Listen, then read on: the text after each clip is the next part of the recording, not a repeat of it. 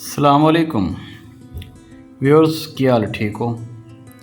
Viewers, एक चौधरी साहब सन, उन्होंने दोस्त बन गए एक खान साहब पठान। वो एक बार चौधरी साहब बड़े शदीद बीमार हो गए तो खान साहब ने सोचा कि चलो पता ले आई हूँ। खान साहब तो नसवार दे आदी सन, मूँह खाली नहीं रहिंदा। जो पुरानी होनी उन्हें नवी रख लैनी करनी नसवार मूँह च। चौधरी साहब का घर माशाअल्लाह महल नुमा सी, नौकर चाकर भी सन। उत्थे जो पहुंचे तो हर जगह ही खान साहब पड़िच पड़िच थुकी जान। चौधरी साहब के दोस्त सन, नौकर मना भी नहीं कर सकते। तो अंदरों ना चौधरी साहब का नौकर एक उगालदान ले आया। उगालदान होंदा है जिस पान की पीक, जिहड़े पान खाण वाली थुकण वाले मरीज़ वगैरह के कोल पिया हुंदा है। वो वेख्या ना नौकर ने कि खान साहब एक पासे थुकण उन्हें अगे रख छड़िया उगालदान। वो चौधरी साहब ने खां होना ने ना उन्होंने बुला के ना सज्जे पासों तो खब्बे पासे सुकन लग पे। वो नौकर ने चुक के ना उगालदान खब्बे पासे रखा। खान साहब फिर इधर मुँह कर पुड़च पुड़च करन लग पैन।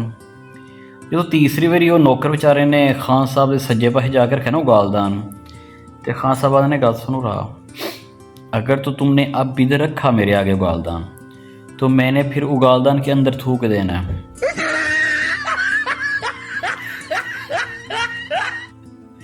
चौधरी साहब गल एड़ियाँ तुसी नाल वेखने ना वीडियो क्लिप चलन रही है।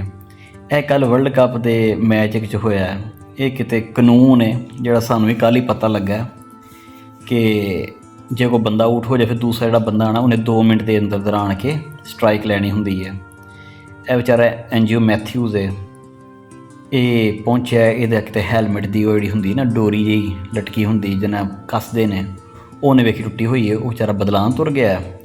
तो शकीब ने अपील करती है कि तुहाडे रूल्स एंड रेगूलेशन के मुताबिक तो आउट बनता कि 2 मिनट के या 3 मिनट के पहला 3 मिनट से हुण 2 मिनट है। इस बंदे ने आण के स्ट्राइक नहीं लई, बाला का सामना नहीं किया, अपनी टीटो पार्टियां च लगा होया है। तो यह आउट दवो एहो फिर अंपायर नाल बहस करन डे ने कि तू वाकई इहो जी गल करन डे। उन्हें कहा जी मैं जैनवन पक्की अपील की है। फिर देखो मैथ्यूज़ भी गया, वो उन्हें कहा ना जे कानून है तो फिर कानून है, आप लैके हटना है। वो फिर जो सब कितने उन्हें लैके हटिया है। तो वो गल इस वास्ते पठान की याद आई कि उन्हें कहा कि बाद चो प्रैस कॉन्फ्रेंस वाले उन्होंने को गैरत दवाई है कि यार तू की हरकत की है, स्पोर्ट्समैन स्पिरिट के खिलाफ है। उन्हें कहा मैं फिर अगे भी कभी इंज होया ना अगे भी कभी किसी ने 2 मिनट के आण के वारी ना लई तो वो पठान वर्ग मैं फिर थोक छड़ना है, मैं फिर इंज ही करना है।